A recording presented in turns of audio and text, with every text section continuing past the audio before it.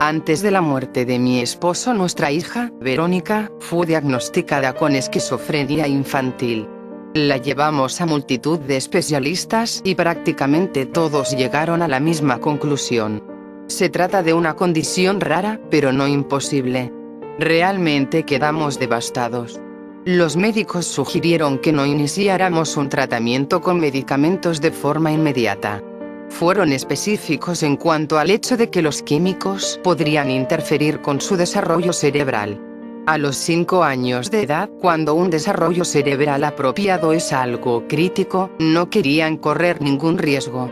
Solo si las alucinaciones se volvían demasiado severas iban a recetar antipsicóticos. Paul dijo que sería de mucha ayuda si lográbamos identificar las alucinaciones en el transcurso del próximo año, así podríamos saber qué esperar antes de que empezara la escuela.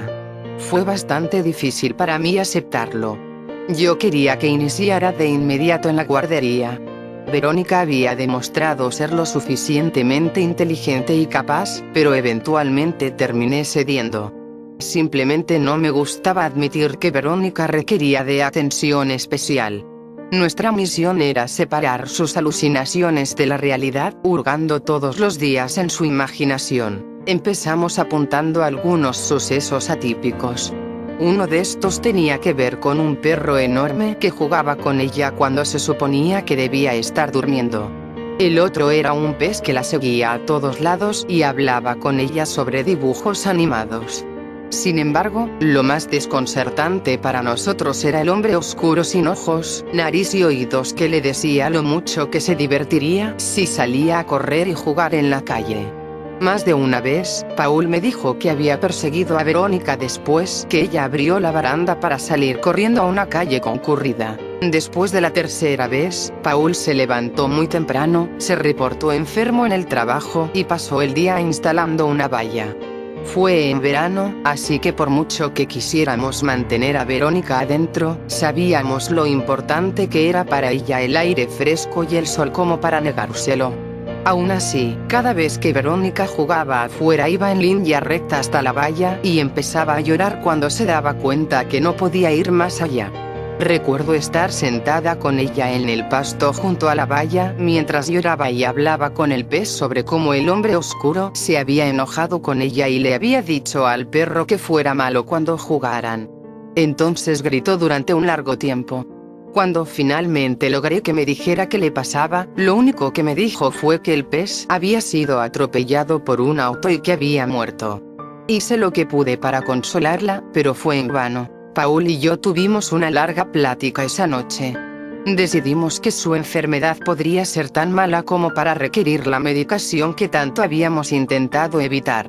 Tras una visita al médico, que escuchó con atención todas nuestras observaciones, estuvo de acuerdo con que su condición era potencialmente severa y prescribió los medicamentos. Nos dijeron que la observáramos muy de cerca. El medicamento podía empeorar las alucinaciones en lugar de mejorarlas. Tras 3 días experimentando con el medicamento de Verónica, las alucinaciones se tornaron violentas. Jamás había visto a mi hija tan asustada. A lo largo de 2 días infernales, ella nos describió la forma en que el pez se transformó en un monstruo después de morir y cómo hacía que su agua tuviera un sabor a podrido. La forma en que el perro la lastimaba cada vez que se quedaba sola. Y de qué manera el hombre oscuro sin nariz, boca ni oídos le rascaba la barriga tan fuerte que empezaba a sangrar. Entonces se levantó la camiseta. Había rasguños recién hechos por todo su vientre. Miré sus uñas y, evidentemente, pude ver pequeños trozos de piel y sangre por debajo. Paul y yo nos sentíamos perdidos. El estrés generado por las crisis de Verónica tensó la relación entre mi marido y yo. Noté que su depresión había regresado. Aún así, estaba más preocupada por mi inocente hija que por mi esposo adulto. Los médicos sugirieron que se redujera la medicación de Verónica para ver si su condición mejoraba. No noté ninguna diferencia. Verónica vivía con miedo constante y se arañaba cuando no estábamos con ella, por lo general cuando estaba dormida. Paul y yo empezamos a turnarnos las noches para dormir en la habitación de Verónica con tal de mantenerla siempre a la vista. Pese a esto, encontraba sangre en sus sábanas, en su ropa y bajo las uñas cada vez que la revisaba. Cada una de sus alucinaciones se había tornado violenta. El pez empezó a morderla, el perro se sentaba sobre ella para intentar asfixiarla y el hombre oscuro la rasguñaba. Me preguntaba si Verónica necesitaba ser internada. Paul se disparó en la cabeza un domingo por la mañana mientras Verónica y yo nos encontrábamos en la cocina desayunando. No me molestaré en detallar el shock, el sentimiento de traición y la sensación de impotencia que le siguió. Me había dejado sola cuidando a una hija terriblemente enferma. Un par de semanas después del funeral, yo limpiaba la casa con Verónica a mi lado, me mostraba con orgullo los nuevos mitones que su tía le había obsequiado con la esperanza de que dejara de lastimarse. Hasta ese momento, habían funcionado muy bien. Por alguna razón, Verónica se encontraba en una de esas raras rachas de buen humor mientras recorríamos la casa. Estaba guardando en una caja las pequeñas cosas que habían pertenecido a Paul. Me dolían demasiado como para soportar verlas todos los días. Verónica charlaba vagamente sobre lo bien que había dormido últimamente, sin pesadillas, el perro ya no se subía sobre ella y el pez había vuelto a ser amable y divertido otra vez. Le dije lo agradable que era eso y llevamos la caja que habíamos estado llenando de vuelta al cobertizo de Paul. Pensé en preguntarle si el hombre oscuro con la cara terrible aún intentaba lastimarla. Antes de que pudiera decir algo, la vi rascándose furiosamente la barriga. Suspiré.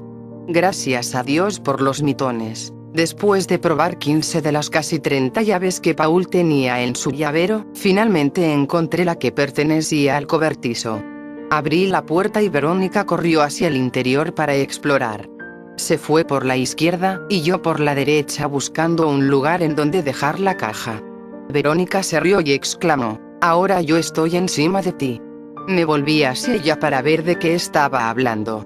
Arrugado en un rincón, debajo de Verónica, estaba un disfraz de perro.